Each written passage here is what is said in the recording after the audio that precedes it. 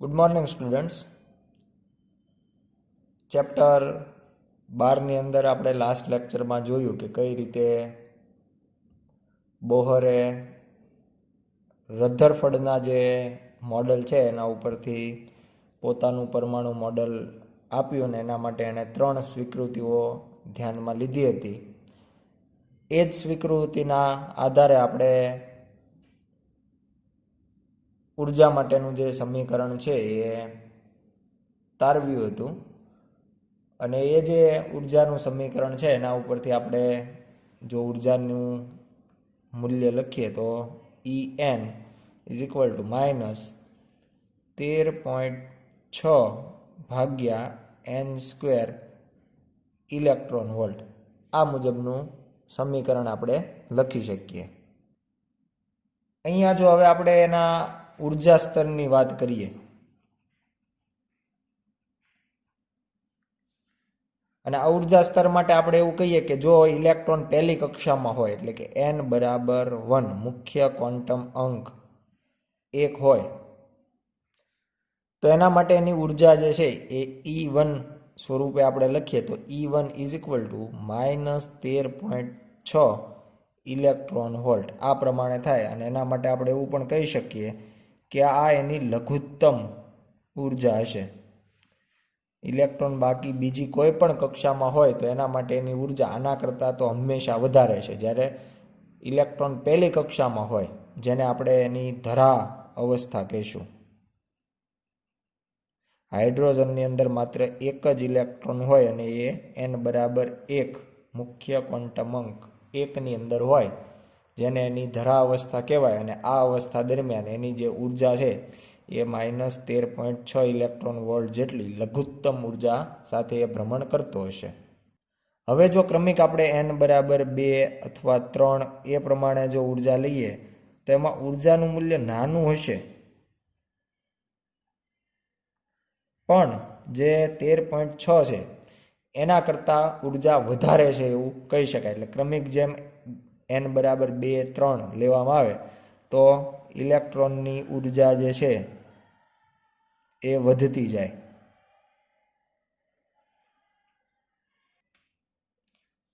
આ જે કંઈ ઉર્જાના આપણને અહીંયા મૂલ્યો મળે છે, ધારો કે n બરાબર 1 માટે આપણને -13.6 ઇલેક્ટ્રોન વોલ્ટ ઉર્જા મળે છે, તો n બરાબર 1મી કક્ષામાં રહેલ ઇલેક્ટ્રોનને જો ધન એટલે પોઝિટિવ 13.6 ઇલેક્ટ્રોન વોલ્ટ ઉર્જા આપવામાં આવે તો ઇલેક્ટ્રોન ન્યુક્લિયસથી છૂટો પડી જાય. એટલા માટે આ જે ઉર્જા આપણે આપીએ છીએ ધન 13.6 એને આયનીકરણ ઉર્જા કહેવાય.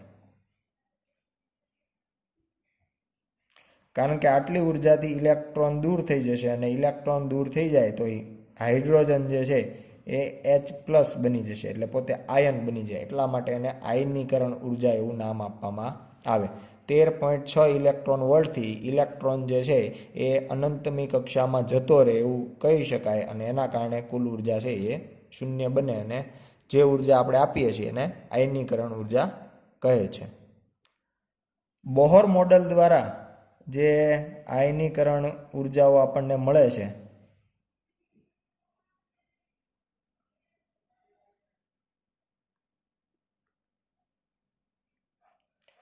બોહર મોડલ દ્વારા જે આયનીકરણ ઉર્જાઓ આપણને મળે છે એ એના જે પૂર્વાનુમાન છે એના સાથે ખૂબ જ સામ્યતા ધરાવે છે. એટલે લગભગ સમાન જ આપણને મળે છે. એટલા માટે આપણે આ મોડલને સફળ મોડલમાંનું એક મોડલ પણ ગણી શકીએ. જ્યારે આપણે વાત કરતા હોય ઓરડાના તાપમાનની, તો ઓરડાના તાપમાને હાઇડ્રોજનની અંદર બધા જ ઇલેક્ટ્રોન ધરાવસ્થામાં હોય.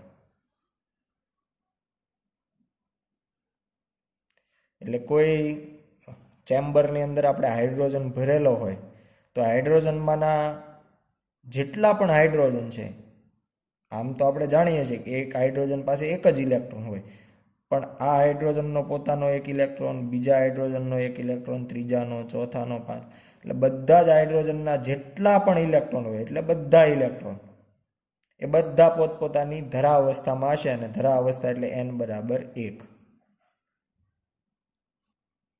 અને આ હાઇડ્રોજનને બાહ્ય કોઈ રીતે જો આપણે ઉર્જા આપીએ એટલે ઘણી વખત આપણે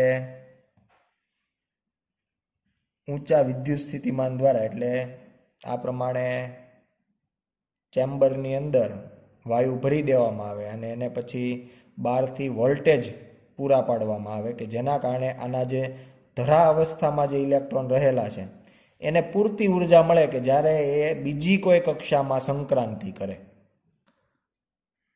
પરમાણુ વર્ણપટનો લેક્ચરની અંદર પણ આપણે કીધું હતું કે જ્યારે વાયુને ડિસ્ચાર્જ ટ્યુબની અંદર ભરવામાં આવે ત્યારે આપણને કંઈક વર્ણપટ મળે છે, ઉત્સર્જન વર્ણપટ. તો એ જ પ્રમાણે જ્યારે આ પ્રમાણેની ગોઠવણી કરીને આપણે ઇલેક્ટ્રોનને જ કંઈક ઉર્જા મળશે ત્યારે એ ધરા અવસ્થા છોડી અને બીજી કોઈ કક્ષામાં જતો રહેશે, જેને એની ઉત્તેજિત અવસ્થા કહેવાય. એટલે n બરાબર 2, 3, 4, 5 એવી બીજી કોઈ કક્ષામાં ઇલેક્ટ્રોન જે છે એ જતો રહે છે, જેને એની ઉત્તેજિત અવસ્થા વડે દર્શાવવામાં આવે. ઉદાહરણ માટે લઈએ કે આપણે એ પ્રમાણેની ઉર્જા આપીએ છીએ કે જ્યારે ઇલેક્ટ્રોન છે n બરાબર 2 નંબરની કક્ષામાં ઉત્તેજિત સ્વરૂપે પહોંચે છે, તો આ કક્ષા સાથે સંકળાયેલી ઉર્જા આપણે ધ્યાનમાં લઈએ તો n નું મૂલ્ય આપણે 2 મૂકી દઈએ તો E2 ઇઝ ઇક્વલ ટુ -13.6/2 એટલે 4 થઈ જશે. અને આ મુજબ જો 13.6 ભાગ્યા 4 કરીએ તો જવાબ આપણને મળશે 3.40. એટલે કુલ ઉર્જા છે આપણે -3.40 ઇલેક્ટ્રોન વોલ્ટ લખી શકાય. ધરા અવસ્થા મુજબ n બરાબર 1 મુજબ આપણે પહેલાં પણ ગણતરી દર્શાવેલ છે, એટલે E1 આપણને મળે છે -13.6 ઇલેક્ટ્રોન વોલ્ટ. આ જે ધરા અવસ્થામાંથી ઉત્તેજિત અવસ્થામાં જાય છે તો એના કારણે આપણે ડિસ્ચાર્જ ટ્યુબની અંદર વિદ્યુતભાર રીતની મદદથી આપણે એને ઉર્જા આપી છે ને એના કારણે એ પહેલી કક્ષામાંથી અન્ય કોઈ કક્ષામાં જાય છે. તો આ પહેલી કક્ષામાંથી બીજી કક્ષામાં જવા માટે એને કેટલી ઉર્જા આપણે આપીએ છીએ તો એના માટે આપણે E2 માઇનસ E1 દ્વારા અંતિમ માઇનસ પ્રારંભિક દ્વારા એ ઉર્જા મેળવી શકાય. -3.40 માઇનસ E1 પોતે -13.6 એટલે અહીંયા માઇનસ માઇનસ પ્લસ થઈ જશે, એટલે 13.6 માઇનસ 3.4 અને આના ઉપરથી આપણને જવાબ મળશે 10.2 ઇલેક્ટ્રોન વોલ્ટ. તો આ પ્રમાણે આપણે E2 માઇનસ E1 જે છે એ 10.2 મેળવી શકાય. એટલે આપણે જે ડિસ્ચાર્જ ટ્યુબની અંદર વિદ્યુત સ્થિતિમાનના લીધે જે ઉર્જા એને મળી એ 10.2 ઇલેક્ટ્રોન વોલ્ટ જેટલી હશે, અને એના કારણે ઇલેક્ટ્રોન ધરા અવસ્થામાંથી n બરાબર 2 ક્રમાંકની ઉત્તેજિત અવસ્થામાં જાય છે. હાઇડ્રોજન માટે આપણને જે E2 માઇનસ E1 10.2 મળે છે એને કહેવાય પ્રથમ ઉત્તેજિત સ્થિતિમાન. આ પ્રથમ જે શબ્દ છે એ બાદબાકી ઉપરથી આપણે લખ્યો છે 2 માઇનસ 1 એટલે આપણને 1 મળે, એના ઉપરથી પ્રથમ. જો આપણે દ્વિતીય ઉત્તેજિત સ્થિતિમાન મેળવવું હોય તો એના માટે 2 એવી કક્ષાઓ પસંદ કરવી પડે કે જેમાં 2 નો તફાવત, દ્વિતીય એટલે 2 નો તફાવત આવતો હોય, અને ફરજિયાત ધરા અવસ્થામાંથી જ શરૂઆત કરવાની હોય. એટલે કહી શકાય કે જો ઇલેક્ટ્રોન એકમાંથી ધરા અવસ્થામાંથી 3 નંબરની કક્ષામાં જાય તો એને દ્વિતીય ઉત્તેજિત સ્થિતિમાન કહેવાય, કારણ કે બંને વચ્ચેનો તફાવત આપણને 2 મળે. એટલે આગળ આપણે જે પ્રથમ, દ્વિતીય, તૃતીય એવું જે નામ લખવાના છે ઉત્તેજિત માટે, એના તફાવતના આધારે નામ નક્કી થાય, અને ઉત્તેજિત માટે ફરજિયાત ઇલેક્ટ્રોનને પોતાની ધરા અવસ્થામાંથી જ મોકલવાનો હોય. એટલે એક નંબર અહીંયા ફિક્સ રહેશે. એકમાંથી જો 2માં મોકલીએ તો તફાવત 1નો મળે, એકમાંથી જો 3માં મોકલીએ તો તફાવત 2નો મળે, એકમાંથી જો 4માં મોકલીએ તો તફાવત 3નો મળે. અને આ જે તફાવત છે એના આધારે આપણે પ્રથમ, દ્વિતીય, તૃતીય એ પ્રમાણે લખતા હોય. જો આ મુજબ ગણતરી કરીને આપણે E3 મેળવીએ કે ત્રીજી કક્ષામાં જાય ત્યાં ત્રીજી કક્ષામાં એની ઉર્જા કેટલી હોય, તો એ હોય -1.51 ઇલેક્ટ્રોન વોલ્ટ. જો ચોથી કક્ષાની વાત કરીએ તો E4 આપણે લખવું હોય તો ચોથી કક્ષામાં એની ઉર્જા હોય 0.85 ઇલેક્ટ્રોન વોલ્ટ. જો માત્ર પાંચમી કક્ષામાં મોકલીએ તો પાંચમી કક્ષાની ઉર્જા હોય -0.51 ઇલેક્ટ્રોન વોલ્ટ. અને આ પ્રમાણે પછી જો આપણે તફાવત લઈએ તો E3 - E1 is equal two તો -1.51 -13.6 એટલે એના ઉપરથી આપણને જે તફાવત છે એ લગભગ આપણને મળશે 12.09 ઇલેક્ટ્રોન વોલ્ટ, જેને આપણે કહીશું દ્વિતીય ઉત્તેજિત, કારણ કે તફાવત આપણને 2નો મળે છે એટલે દ્વિતીય ઉત્તેજિત સ્થિતિમાન આપણને મળશે. એ જ પ્રમાણે E4 - E1 જેને કહેવાશે તૃતીય, અને E5 - E1 જેને કહેવાય ચતુર્થ ઉત્તેજિત સ્થિતિમાન, કારણ કે તફાવત 3નો મળે, આમાં તફાવત 4નો મળે. એ પ્રમાણે ગણતરી દ્વારા મૂલ્ય લખી શકાય. અહીંયા આપણે એક આકૃતિની અંદર હાઇડ્રોજન પરમાણુની સ્થાયી અવસ્થાની ઉર્જા સ્તર જે હોય એ આકૃતિમાં દર્શાવ્યા છે. એના અંદર મુખ્ય ક્વોન્ટમ અંક n જે છે એ પણ ચડતા ક્રમની અંદર સ્થાયી અવસ્થાઓ મુજબ દર્શાવવામાં આવ્યા છે. આકૃતિમાં આપણે ઉચ્ચતમ ઉર્જા અવસ્થા જે છે એ n બરાબર ઇન્ફાઇનાઇટ લઈએ તો તેની ઉર્જા 0 ઇલેક્ટ્રોન વોલ્ટ આપણને મળે. એટલે સૌથી દૂરની કક્ષા, અનંતમી કક્ષા જો લઈએ તો એની ઉર્જા આપણે 0 ઇલેક્ટ્રોન વોલ્ટ વડે દર્શાવી શકાય. અને અનંતમી કક્ષા એટલે ન્યુક્લિયસથી એ અનંત અંતરે જતો રહે છે એવું ગણી શકાય ને ત્યારે એને ન્યુક્લિયસનું કોઈ બળ ન લાગતું હોવાથી દૂરના અંતરે એ ઇલેક્ટ્રોન સ્થિર થઈ જતો હોય એવું માની શકાય. અહીંયા સ્પષ્ટ કહી શકાય કે n જેમ વધતો જાય તેમ ઉત્તેજિત અવસ્થાઓની ઉર્જા કેવી રીતે વધુને વધુ નજીક આવતી જાય છે એ આપણે આકૃતિમાં જોઈ શકાય. શરૂઆતમાં n બરાબર 1 લઈએ તો એ ખૂબ દૂર સ્થિતિમાન આપણને જે રેખા છે એ મળે. n બરાબર 2 નજીક આવે છે, n બરાબર 3 લઈએ તો વધારે નજીક. એટલે બે જે રેખાઓ છે એમના વચ્ચેનું અંતર પણ ઘટતું જાય છે અને એકબીજાની નજીક આવતી જાય છે. ત્યારબાદ હવે આપણે વાત કરીએ હાઇડ્રોજન પરમાણુના રેખીય વર્ણપટની.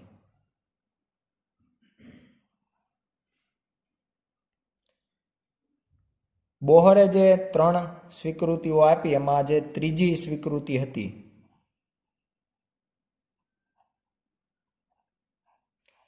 એ મુજબ આપણે જાણીએ છીએ કે ઇલેક્ટ્રોન જે છે એ કોઈ ઉચ્ચ ઉર્જા ધરાવતી કક્ષામાંથી નિમ્ન ઉર્જા ધરાવતી કક્ષામાં સંક્રાંતિ કરે. તો આ સંક્રાંતિ દરમિયાન એ પોતાનામાંથી ફોટોન છે એનું ઉત્સર્જન કરે. એક ફોટોનનું ઉત્સર્જન થશે અને આ જે ફોટોન છે એ ફોટોનની આવૃત્તિ જે છે અથવા તો ઉર્જા જે છે એ બંને જે કક્ષાની ઉર્જાઓ છે એના તફાવત જેટલી જ ઉર્જાનું એ ફોટોન આપણને મળશે. અને એના માટે આપણે એવું કહી દઈએ કે ઉચ્ચ ઉર્જા ધરાવતી કક્ષા જે છે એ જો Ni કક્ષાનો ક્રમાંક હોય અને નિમ્ન ઉર્જા માટે Nf હોય, ઇનિશિયલ ટુ ફાઇનલ. તો એના માટે આપણને ધારો કે HF એટલે કે F આવૃત્તિનું કોઈ ફોટોન મળવાનું છે અથવા H ન્યુ પણ આવૃત્તિ માટે આપણે ન્યુ એવી સંજ્ઞા પણ વાપરતા હોઈએ. તો આ બંને કક્ષાની જે ઉર્જાઓ છે એના તફાવત ઉપરથી આપણને આવૃત્તિ જે છે એ મળતી હોય એટલે એનઆઈ નંબરની કક્ષામાંથી NFમાં જે આવે છે. તો આ પ્રમાણે આપણે ત્રીજી જે સ્વીકૃતિ છે એનું સમીકરણ દર્શાવ્યું હતું. અહીંયા આપણે ઉર્જાનું જે મૂળ સમીકરણ nમી કક્ષામાં ઉર્જા જે છે એ En =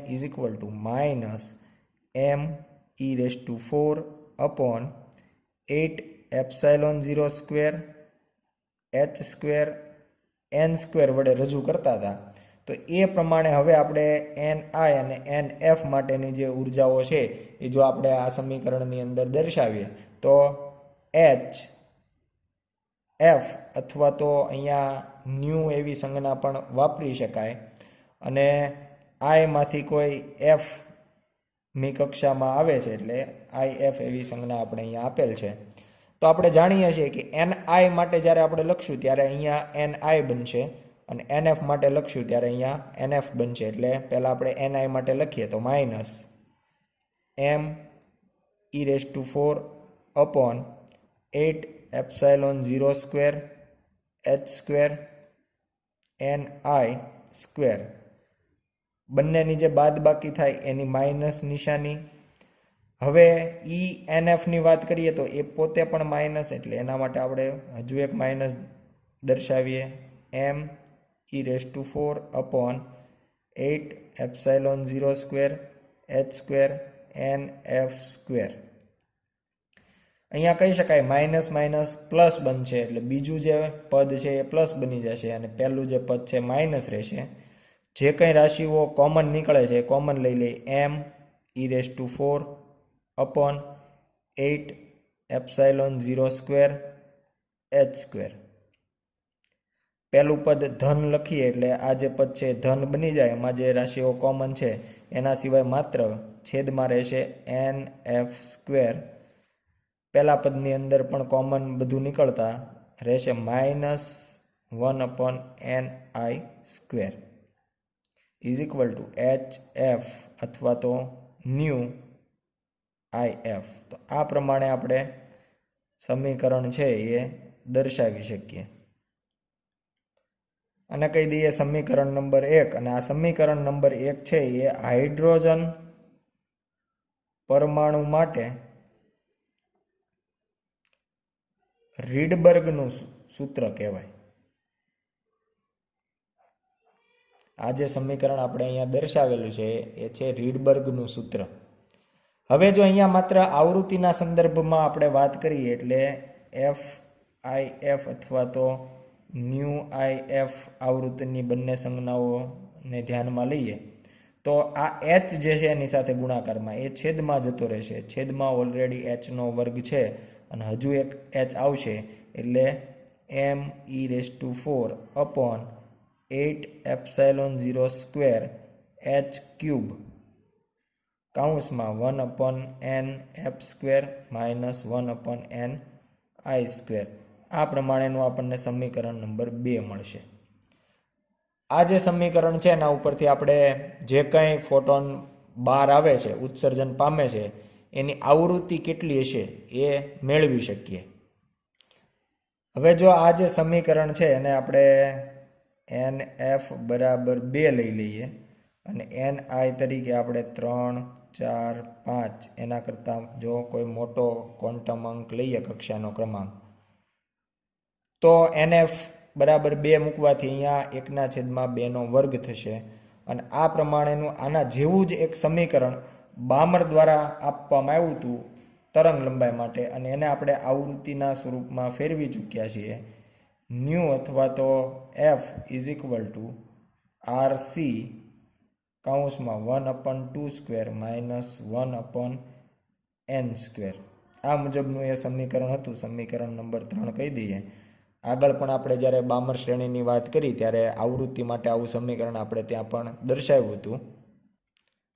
તો આ બંને સમીકરણોને જો આપણે સરખાવીએ સમીકરણ 2 અને સમીકરણ 3ને તો અહીંયા કહી શકાય કે nf = 2 લેવામાં આવે અને ni = એના કરતાં મોટી સંખ્યા એટલે આ બંને જે કૌંસ છે એ સમાન થઈ જશે. ડાબી બાજુ તો કે બંને આવૃત્તિના જ પદ છે એટલે આવૃત્તિ સમાન. તો કહી શકાય કૌંસ સાથે જે ગુણાકારમાં છે એ બંને પદ પણ અહીંયા આપણને સમાન મળવા જોઈએ. એટલે RC is equal to m(e⁴ upon 8ε0² h³ થવું જોઈએ. એટલે એ પ્રમાણે આપણે દર્શાવીએ તો RC is equal to m(e⁴ upon 8ε0² h³ ને આના ઉપરથી જો આપણે R એટલે રીડબર્ગનો અચળાંક મેળવીએ તો R is equal to m(e⁴ upon 8ε0² h³ into C થઈ જશે. આ પ્રમાણેનું આપણને રીડબર્ગનું જે અચળાંક છે એના માટેનું સમીકરણ મળે. અને આના અંદર જે કંઈ રાશિઓ આવે છે એ બધી જ અચળાંકના સ્વરૂપમાં છે. આમાંની કોઈ પણ રાશિ બદલાય એવી રાશિ નથી. એમ એટલે ઇલેક્ટ્રોનનું દળ, E એટલે વિદ્યુતભાર ઇલેક્ટ્રોનનો, ε0 એટલે શૂન્યાવકાશની પરમિટિવિટી, H એટલે પ્લાન્કનો અચળાંક અને C એટલે પ્રકાશનો વેગ. અને આ મુજબ જો આપણે બધી જ કિંમતો અહીંયા મૂકી દઈએ તો આપણને જવાબ મળશે 1.03 ગુણ્યા 10⁷ મીટર ઇનવર્સ. અને આ જે આપણને મૂલ્ય મળે છે એ રીડબર્ગ અચળાંકનું જે મૂલ્ય છે R is equal to 1.097 into 10⁷ metre inverse એની સાથે ખૂબ જ નજીક આવે એવું મૂલ્ય માલુમ પડે છે. અને તેના કારણે જ આપણે એવું કહી શકાય કે સૈદ્ધાંતિક ઉપરાંત પ્રાયોગિક રીતે આ જે મૂલ્યો આપણને સમાન મળે છે એના લીધે જ બોહર મોડેલ જે છે તેને ખૂબ જ સમર્થન આ જે સ્વીકૃતિ નંબર 3 છે એના લીધે જે રીડબર્ગ અચળાંકના મૂલ્યો સમાન મળે છે એના લીધે જ કહી શકાય કે બોહર મોડેલને આવું ખૂબ જ નોંધપાત્ર એવું સમર્થન પૂરું પડે છે. અહીંયા આપણું જે સમીકરણ નંબર 2 અને 3 હતા એમાં જે NF અને NI હતા એના પૂર્ણ ગુણાંકવાળા જ મૂલ્યો લેવાના છે. અને આ પૂર્ણ ગુણાંકવાળા જો મૂલ્ય લઈએ તો આપણે કહી શકાય તરંગ લંબાઈ આપણને અમુક ચોક્કસ જ મળવાની છે, નિશ્ચિત જ મળવાની છે, જે એનો તફાવત આવે એ પ્રમાણે. એટલા માટે બધી જ તરંગ લંબાઈઓ જે વર્ણપટમાં નથી મળતી એનું કારણ પણ આપણે ખૂબ જ સરળતાથી આમાં કહી શકાય. NF બરાબર જે 2 લેવામાં આવે એનાથી આપણને NIનું મૂલ્ય 3, 4, 5 એ પ્રમાણે લઈ તો આખું આપણને બામર શ્રેણી જે છે એને અનુરૂપ સમીકરણ બની જશે. એ જ મુજબ જો NFનું મૂલ્ય આપણે 1 લઈએ, NF બરાબર 1, તો NIનું મૂલ્ય આપણે લઈશું 2, 3, 4 એના કરતાં મોટું, તો આપણને લાયમન શ્રેણી જે છે એ મળશે. NF બરાબર 2 તો NIનું મૂલ્ય 3, 4 અને એ મુજબ આપણને બામર શ્રેણી મળશે. એ પ્રમાણે ક્રમિક બીજી 3 શ્રેણીઓ માટે NF બરાબર 3, 4, 5 અનુક્રમે લેવામાં આવે અને NIનું મૂલ્ય NF કરતાં વધારે લઈ અને ક્રમિક જે શ્રેણીઓ છે, પાશ્ચન શ્રેણી છે, બ્રેકેટ શ્રેણી છે અને ફંડ શ્રેણી છે, ત્રણે પણ મેળવી શકાય. અહીંયા એક આકૃતિ દ્વારા બધી જ શ્રેણીઓમાં કઈ રીતે કઈ તરંગ લંબાઈ હાજર હશે એ આપણે દર્શાવેલ છે.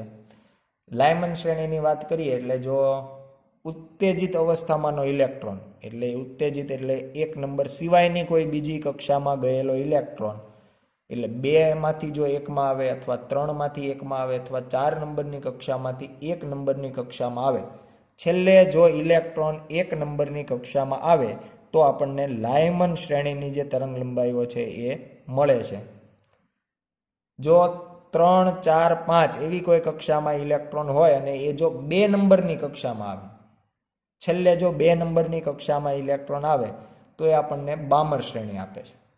એ જ પ્રમાણે કોઈ 4, 5, 6 એવી કોઈ કક્ષામાં રહેલ ઇલેક્ટ્રોન કક્ષા નંબર 3ની અંદર આવે તો એ આપણને પાશ્ચન શ્રેણી આપે છે. એટલે આ પ્રમાણે એની છેલ્લે ઇલેક્ટ્રોન કઈ કક્ષામાં આવે છે એના ઉપરથી આપણે શ્રેણી કઈ હશે એ નક્કી કરી શકાય.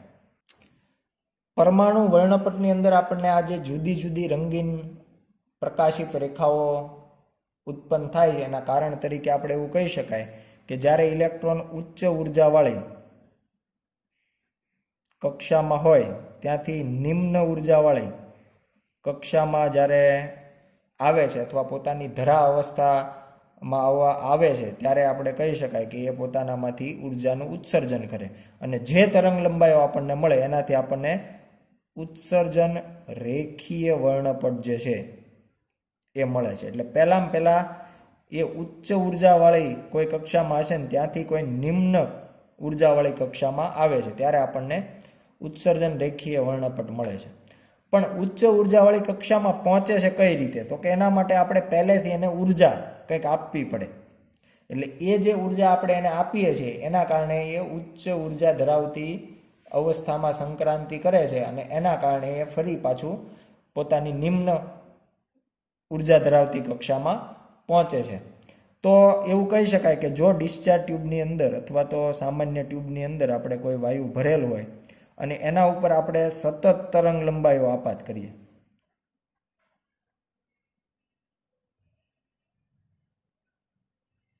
અને આ બાજુ જો આપણે વર્ણપટ મેળવીએ તો અહીંયા કહી શકાય સામાન્ય તાપમાને બધા જ હાઇડ્રોજન માટે વાત કરીએ તો n બરાબર 1 નંબરની કક્ષામાં ઇલેક્ટ્રોન રહેલા હોય. આ ઇલેક્ટ્રોન એવી તરંગ લંબાઈઓ પસંદ કરશે કે જેનાથી એ કોઈ n બરાબર 2 અથવા n બરાબર 3 અથવા n બરાબર 4મી કક્ષામાં જઈ શકે. એટલે એ પર્ટિક્યુલર તરંગ લંબાઈનું એ શોષણ કરશે.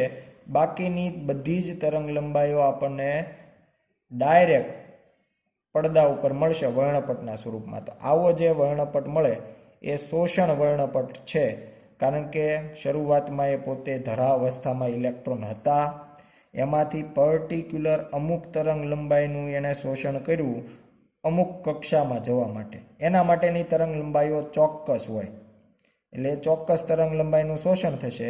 એટલે એ તરંગ લંબાઈઓ જે છે એ વર્ણપટમાં ગેરહાજર હશે, બાકીની બધી જ તરંગ લંબાઈઓ હાજર હશે. આ તરંગ લંબાઈઓ ગેરહાજર એટલા માટે છે કે એનું અંદર શોષણ થઈ ગયું, અને એટલા માટે વર્ણપટનું નામ છે શોષણ વર્ણપટ. અહીંયા આજે બોહર મોડલ આપવામાં આવ્યું એ હાઇડ્રોજન પરમાણુના વર્ણપટની સમજૂતી આપવામાં એક ઉત્કૃષ્ટ સિદ્ધિ કહી શકાય. અને આના માટે 1922ની અંદર નીલ્સ બોહર જે વૈજ્ઞાનિક છે એને નોબલ પારિતોષિક આપવામાં આવ્યું હતું.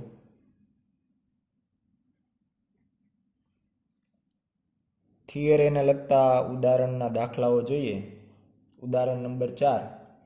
હાઇડ્રોજન પરમાણુમાં પ્રોટોનની આસપાસ ભ્રમણ કરતા ઇલેક્ટ્રોન વડે ઉત્સર્જિત પ્રકાશની પ્રારંભિક આવૃત્તિ પ્રચલિત વિદ્યુત ચુંબકીય વાદ અનુસાર ગણો.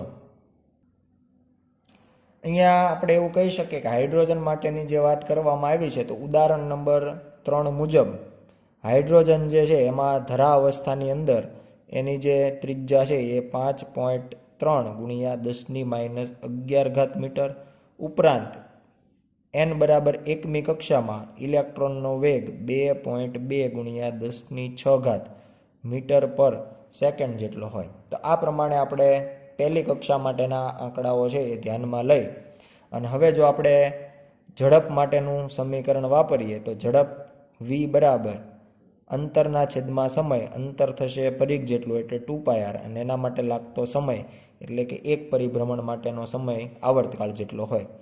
આવર્તકાળના વ્યસ્તને કહેવાય આવૃત્તિ, એટલે 2πrf. અને આના ઉપરથી જો હવે આપણે f મેળવીએ તો f is equal two v/2πr, જ્યાં કિંમતો મૂકી દઈએ 2.2 ગુણ્યા 10⁶ છેદમાં 2 ગુણ્યા 3.14 ગુણ્યા 5.3 ગુણ્યા 10⁻11. અને આ બધી જ કિંમતોની મદદથી જો ગણતરી કરીએ તો એફનું મૂલ્ય આપણને મળશે 6.6 ગુણ્યા 10⁻15 હર્ટ્ઝ. એટલે આ પ્રમાણે આપણે ઇલેક્ટ્રોન માટેની આવૃત્તિ છે એ મેળવી શકાય.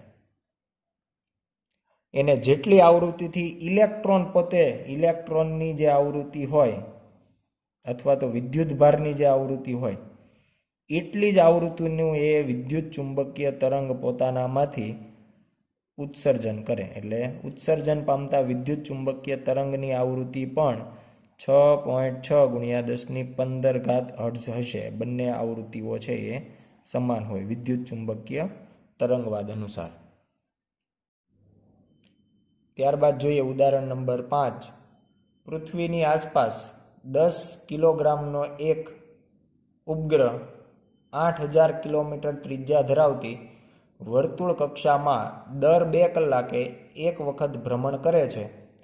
બોહરનો કોણીય વેગમાનનો અધિતર્ક હાઇડ્રોજનના પરમાણુમાંના ઇલેક્ટ્રોનની જેમ જ ઉપગ્રહને પણ લાગુ પડે છે એમ ધારીને ઉપગ્રહની કક્ષાનો ક્વોન્ટમ અંક શોધો. અહીંયા આપણને આપેલ માહિતી ધ્યાનમાં લઈએ તો એક દળ આપવામાં આવ્યું છે 10 kg. બીજું આપણને એના માટેની ત્રિજ્યા આપવામાં આવી છે r બરાબર 8000 કિલોમીટર, જે આપણે લખી શકીએ 8 ગુણ્યા 10⁶ મીટર.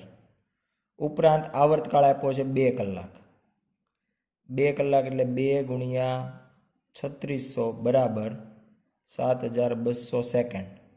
એટલે આ જે રાશિઓ આપી છે એને આપણે યોગ્ય એસઆઈ એકમની અંદર પરિવર્તિત કરી દીધી છે. હવે આપણે વાત કરીએ બોહરના અધિતર્કની.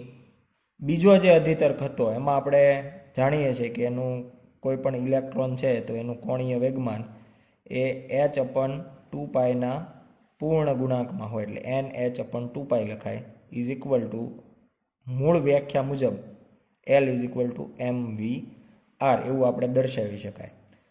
ઉપરાંત ઉપગ્રહ જે છે એનો ઝડપની જો વાત કરવામાં આવે તો ઝડપ જે છે એ દાખલા નંબર 4 મુજબ આપણે લખી શકાય કે ઝડપ બરાબર અંતરના છેદમાં સમય. તો આ પ્રમાણે આપણે v માટેનું સમીકરણ લખી શકાય.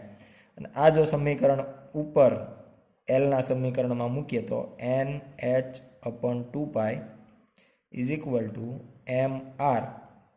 વીની જગ્યાએ આપણે લખશું 2πr/t. અને આ બધા ઉપરથી n ને જો સૂત્રનો આપણે કરતા બનાવીએ તો n ઇઝ ઇક્વલ ટુ આ 2π જે છે ઉપર ગુણાકારમાં એટલે 4π² r ઇન્ટુ r એટલે r² સાથે આવશે m h અને સાથે ગુણાકારમાં t.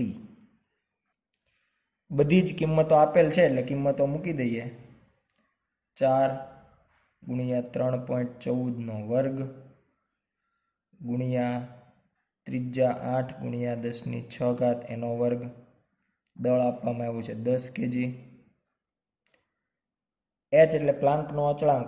પ્લાન્કનો અચળાંક લેશું 6.6 ગુણ્યા 10⁻34 અને આવર્તકાળ તરીકે લઈશું 7200 સેકન્ડ.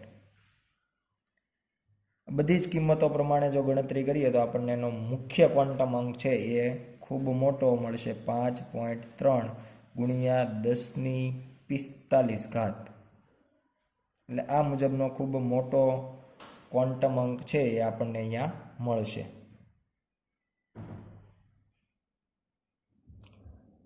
ઉદાહરણ number 6.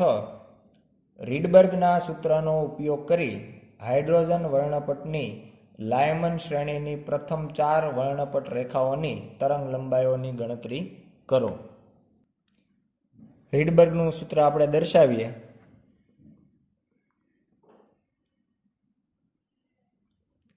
HF is equal two me⁴/8ε0² h² કૌંસમાં 1/nf² - 1/ni².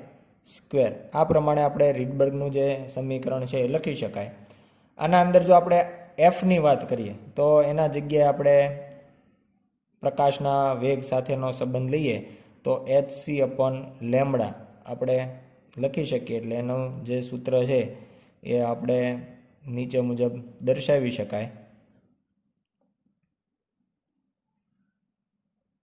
અહીંયા આપણે c is equal two λf સમીકરણ ધ્યાનમાં લીધેલું છે અને એના ઉપરથી જો f લઈએ તો c/λ જે અહીંયા આપણે દર્શાવેલ છે. અહીંયા કૌંસની સાથે જે ગુણાકારમાં લીધેલ પદ છે એ આપણે ઉર્જાના જ સમીકરણ ઉપરથી મેળવેલ છે, એટલે એની જે કિંમત આપણે લઈ શકીએ me⁴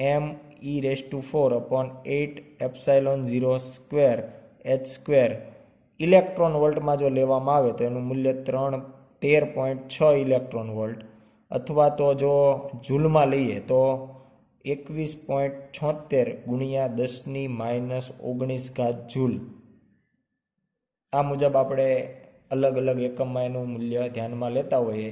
નોર્મલી આપણે ઇલેક્ટ્રોન વોલ્ટમાં 13.6 રાખીએ છીએ. અને હવે જો આના ઉપરથી આપણે તરંગ લંબાઈને સૂત્રણ કરતા બનાવીએ, આપણે જાણીએ છીએ કે ઇલેક્ટ્રોન છે એ કોઈ આઈમાંથી એફમી કક્ષામાં આવે છે, તો અહીંયા આપણે IF એવું પણ તરંગ લંબાઈ માટે દર્શાવી શકાય. તો એના માટે આપણે જો લેમ્બડાને સૂત્રનો કરતા બનાવીએ તો સમીકરણ લખાશે HC છેદમાં આ લેમ્બડા અહીંયા આવશે, એટલે આખો કાઉન્સ છેદમાં જશે, આ જે કાઉન્સ છે એ પણ છેદમાં. આનું મૂલ્ય આપણે જૂલમાં લખશું, કારણ કે SI મુજબ. તો 21.76 ગુણ્યા 10⁻⁻19, અને એની સાથે જે કાઉન્સ છે એ ગુણાકારમાં 1/nf² માઇનસ 1/ni².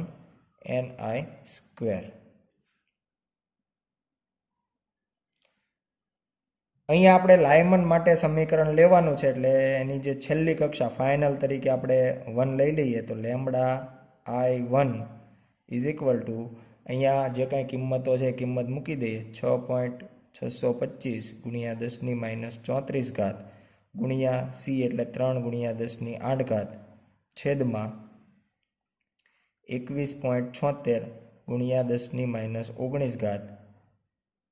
ફાઇનલ તરીકે લાયમન હોવાથી 1/2 અને ni જે છે એ એઝ ઇટ ઇઝ.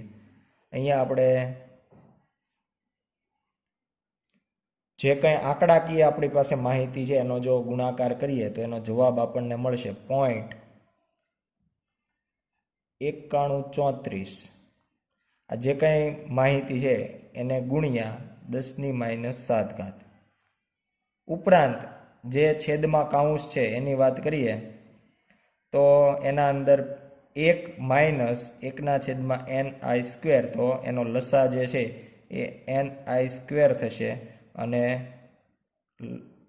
અંશમાં આવી જશે ni² -1.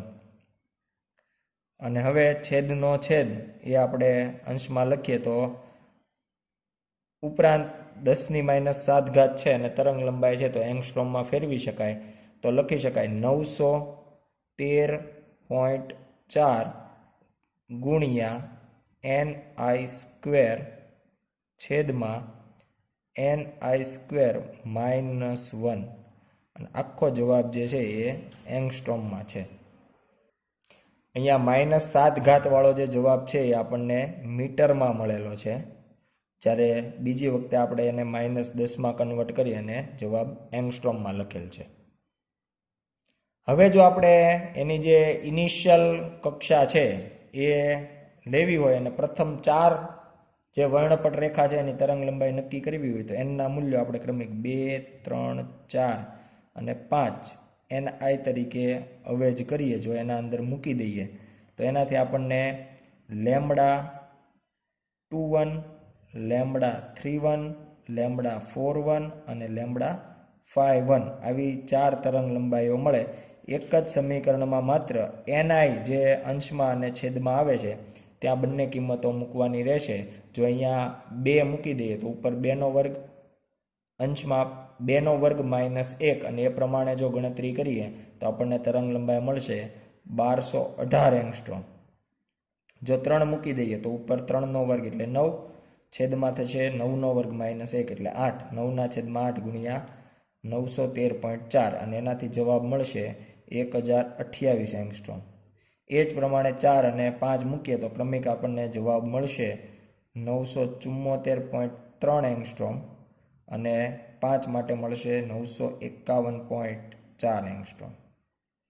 તો આ પ્રમાણે પહેલી જે 4 વર્ણપટ રેખાઓ છે એ લાયમન માટે આ પ્રમાણેની તરંગ લંબાઈ ધરાવતી હશે. આભાર.